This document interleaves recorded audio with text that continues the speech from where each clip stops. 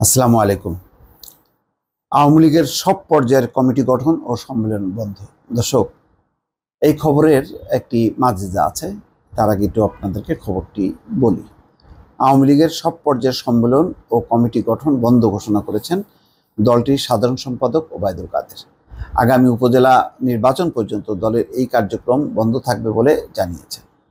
শনিবার দুপুরে আওয়ামী লীগের সভাপতি শেখ হাসিনা ধানমন্ডিস্থ রাজনৈতিক কার্যালয়ে আয়োজিত এক সংবাদ সম্মেলনে তিনি এই কথা বলেন যে আমাদের উপজেলা পর্যায়ের নির্বাচন হচ্ছে, সামনে প্রথম ধাপের নির্বাচন হবে।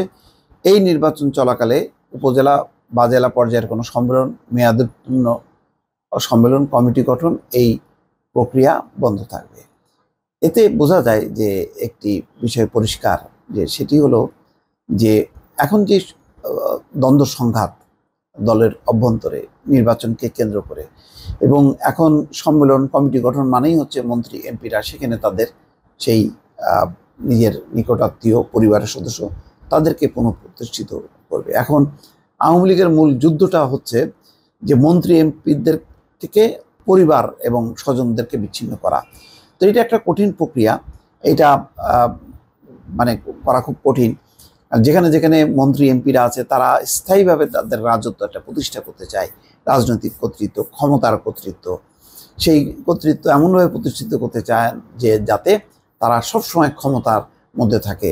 দলের বিভিন্ন পর্যায়ে যে অঙ্গ সংগঠন হবে সেই সংগঠনের সভাপতি, সেক্রেটারি, তারপরে নির্বাচিত সংস্থার প্রতিনিধি সবই হবে পরিবার এবং আত্মীয় স্বজনদের মধ্যে, অর্থাৎ একটা চিরস্থায়ী যে বন্দোবস্ত। এটা বুঝতে পারছে আওয়ামী লীগ যে এতে দলের ভেতরে একটা কঠিন একটা সমস্যা তৈরি হবে। দল থেকে অনেক নেতাকর্মীরা আস্তে আস্তে বিচ্ছিন্ন হয়ে যাবে এবং হাইব্রিড নেতাকর্মীদের আগমন ঘটবে। ফলে দলের একটা সম্ভাব্য যে বিপদ, সেই বিপদটা ঠেকানো হলো এখন মূল বিষয়। তো এই পর্যায়ে হয়তো দল চিন্তা করছে যে এখন তারা ভিন্নভাবে চিন্তা করবে, যেহেতু সামনে নির্বাচন। এখন নির্বাচনের মূল যুদ্ধটা হচ্ছে এমপি, মন্ত্রী বা প্রভাবশালী যারা আছেন তাদের যাতে স্বজনরা ঢুকতে না পারেন, যাতে স্বাধীনভাবে নেতারা নির্বাচন করে, দলের নেতাকর্মীরা নির্বাচন করে চলে আসতে পারে, এটাই যেহেতু প্রাধান্য। সুতরাং এই পর্যায়ে এখন কমিটি গঠন বা সম্মেলন করার মধ্য দিয়ে আবার সেই পরিস্থিতিটা যেখানে পরিবারতন্ত্র কায়েম হবে, সেই বিষয়টা হয়তো চায় না। সেই কারণেই হয়তো অনেকে মনে করছেন যে তারা এখন আপাতত এই সম্মেলন কমিটি গঠন তারা বন্ধ রাখবে।